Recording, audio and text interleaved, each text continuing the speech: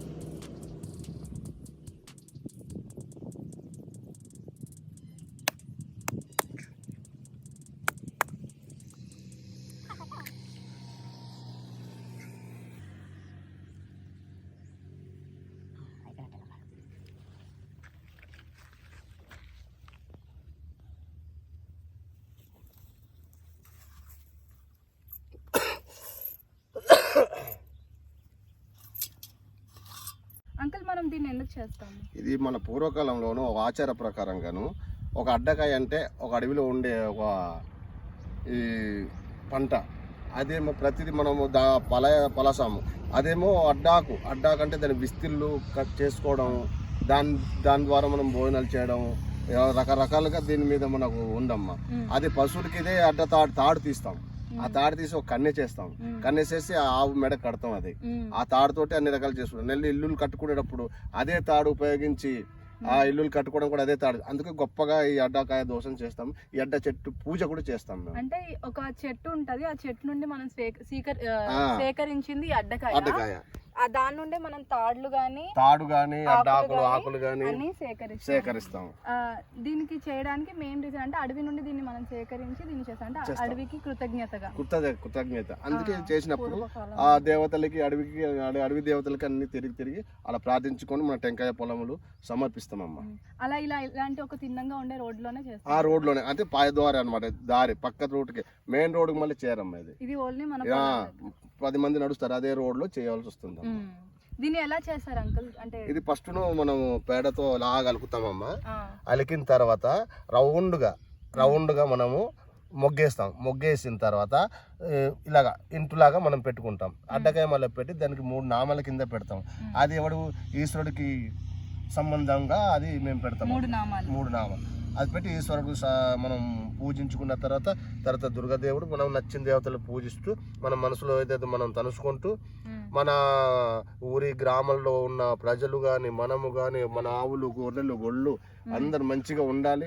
మళ్ళీ వచ్చే సంవత్సరానికి ఇలాగా భోగి నాడు ఈ పండగ అడ్డగా దోషం చేసుకొని అందరు మంచిగా ఉండాలి, సుఖ సంతోషాలు ఉండాలని ఇది మేము చేస్తామమ్మా ఎక్కువగా. సో ఈ విధంగా మా పల్లె ప్రాంతాల్లో గిరిజనులు అనేవాళ్ళు ప్రకృతికి సంబంధించిన అడవి తల్లికి కృతజ్ఞతగా తిరిగి, అంటే అడవి తల్లి మనకి చాలా వాటిని ఇస్తుంది, ఆహారం కానీ ప్రతిదీ కూడా. గిరిజనులు ప్రతి ఒక్కరు అడవిని నమ్ముకొని బ్రతికే వాళ్ళు కాబట్టి ఆవిడకి కృతజ్ఞతగా ఈ పూజ అనేది చేస్తారు.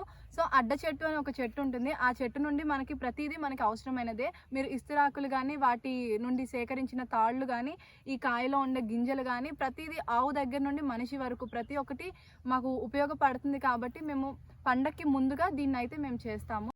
భోగి రోజు మేము అడ్డకాయ దోశం చేస్తాము అని చెప్పేసి మీకు ఆల్రెడీ పెట్టాం కదా. మరి భోగి రోజు మేము ఎలా సెలబ్రేట్ చేసుకుంటామంటే ఊరందరూ కూడా కట్టెలన్నీ ఒక దగ్గర పేరుస్తారు, పేర్చి దానికి మంట వేసి ఆ పక్కన డిమ్స్ అంటే మా ట్రైబల్కి సంబంధించిన డ్యాన్స్ అనమాట, నృత్యాన్ని వేసి మేము ఆనందిస్తాము.